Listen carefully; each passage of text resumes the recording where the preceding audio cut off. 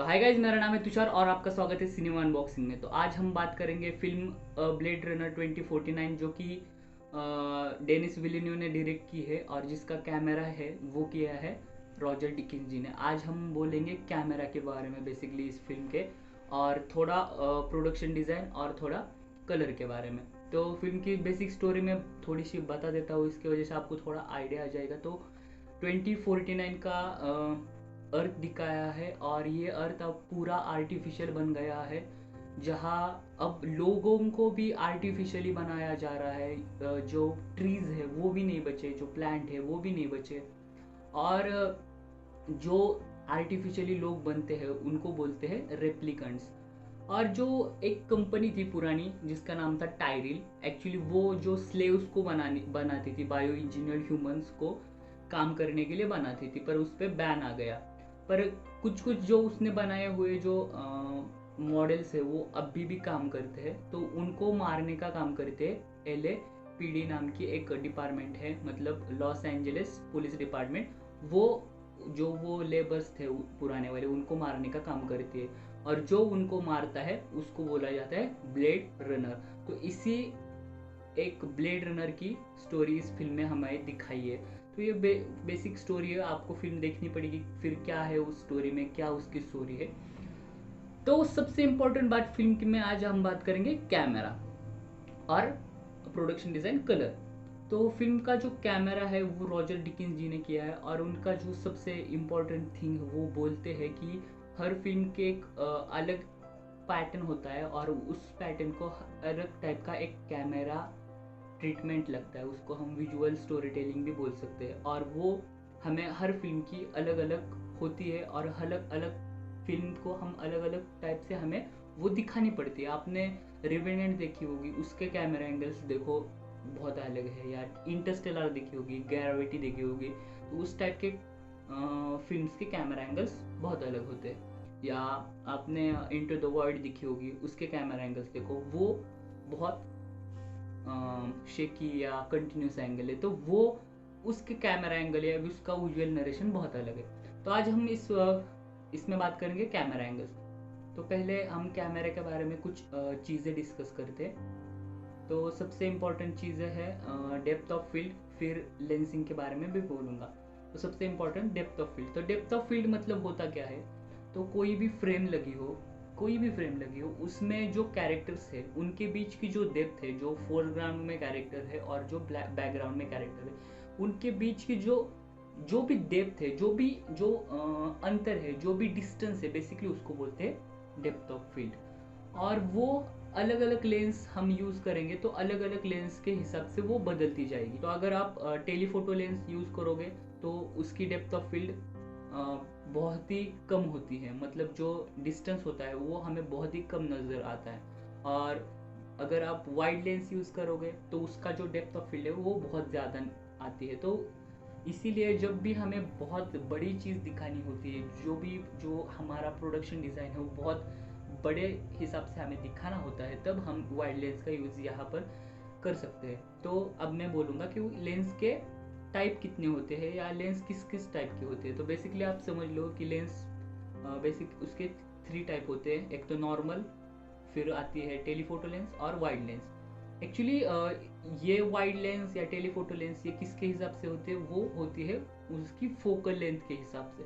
Focal length उसकी जो होती है वो मेजर की जाती है mm में। mm मतलब मिलीमीटर। तो फोकल लेंथ मतलब क्या होता है कि उसके जो सेंटर से जो फोकस तक का जो डिस्टेंस होता है उसको बोलते हैं फोकल लेंथ। जिसकी फोकल लेंथ सबसे ज़्यादा वो हुई टेलीफोटो लेंस, जिसकी फोकल लेंस सबसे कम वो हो गई वाइड लेंस। मतलब कैसा होता है मैं बोलना चाहूँगा कि बेसिकली 3 पार्ट होते हैं। बीच में होता है नॉर्मल लेंस, उसके ऊपर होता है टेलीफोटो लेंस, उसके नीचे होता है वाइड लेंस।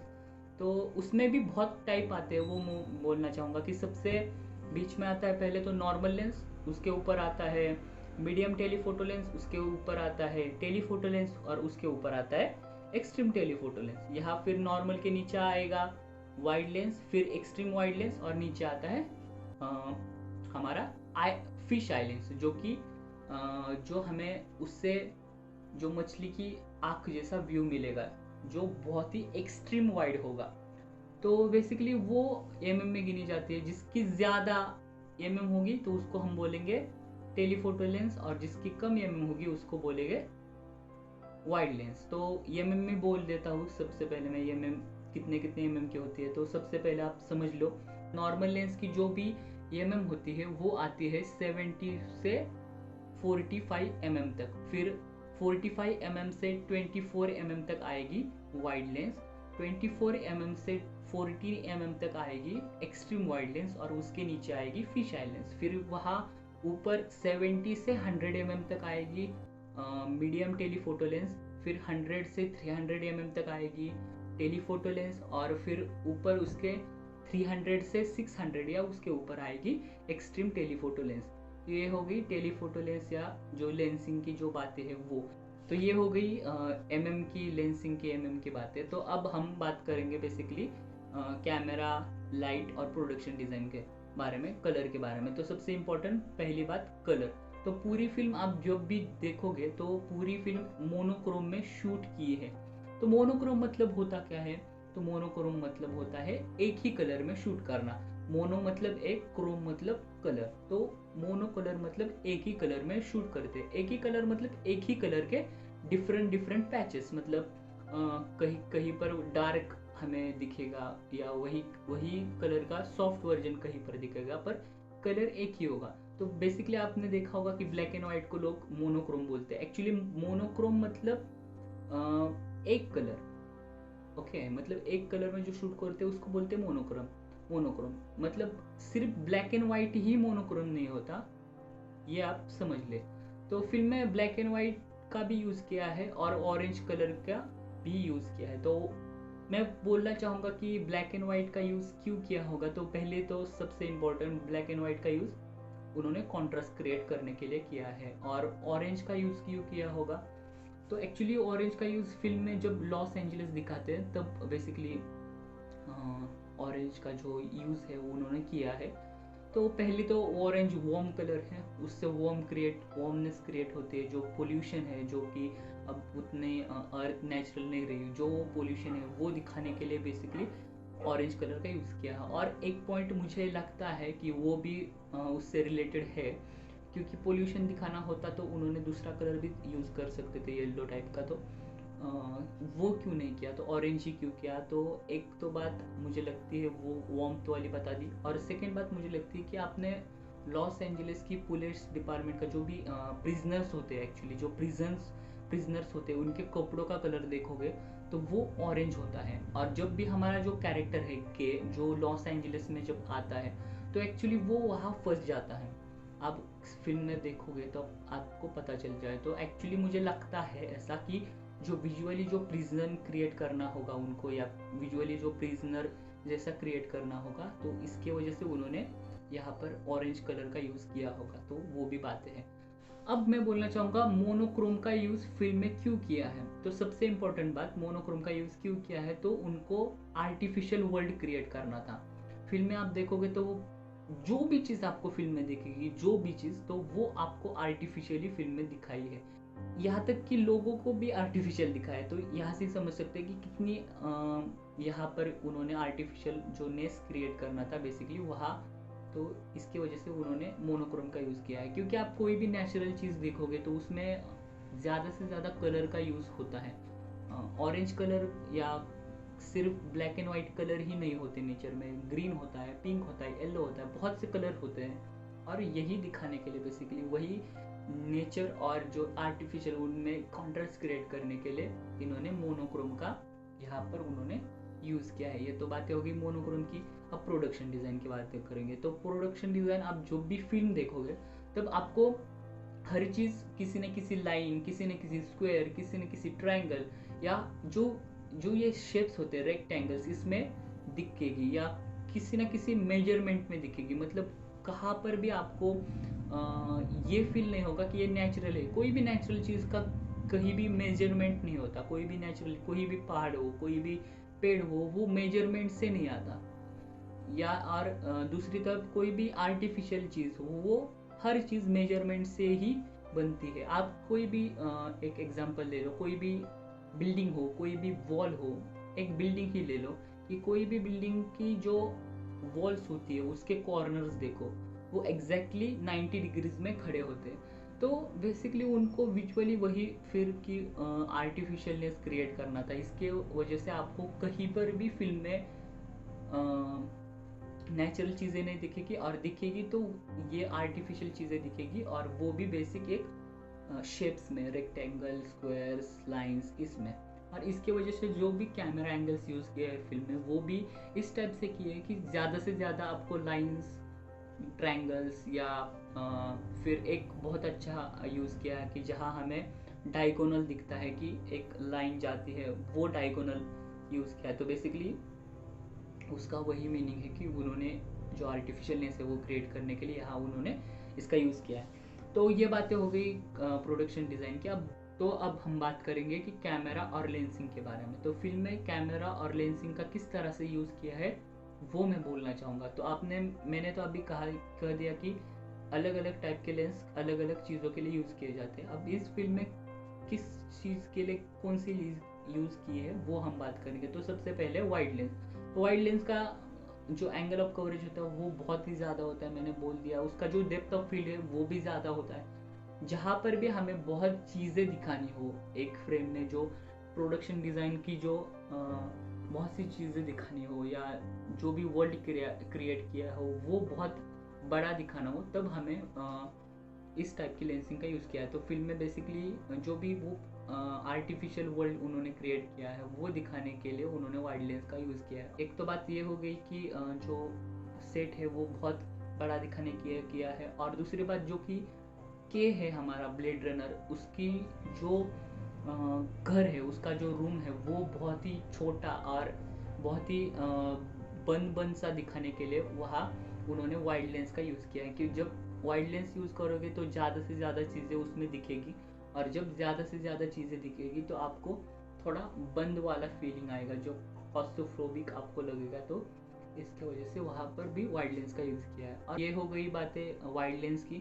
तो अब हम बात करेंगे टेलीफोटो लेंस। तो इस फिल्म में टेलीफोटो लेंस का यूज़ किस तरह से किया है। तो सबसे इम्पोर्टेंट इस फिल्म में टेलीफोटो लेंस का यूज़, जो भी कैरेक्टर है वो कैरेक्टर एंग्री होता है, या वो कैरेक्टर ने कभी कोई भी चीज़ पहली बार इस फिल्म में सुनी है या उसके लाइफ में सुनी है, वो जो उसकी रिएक्शन है बेसिकली वो दिखाने के लिए हमें टेलीफोटो लेंस का यूज़ किया है।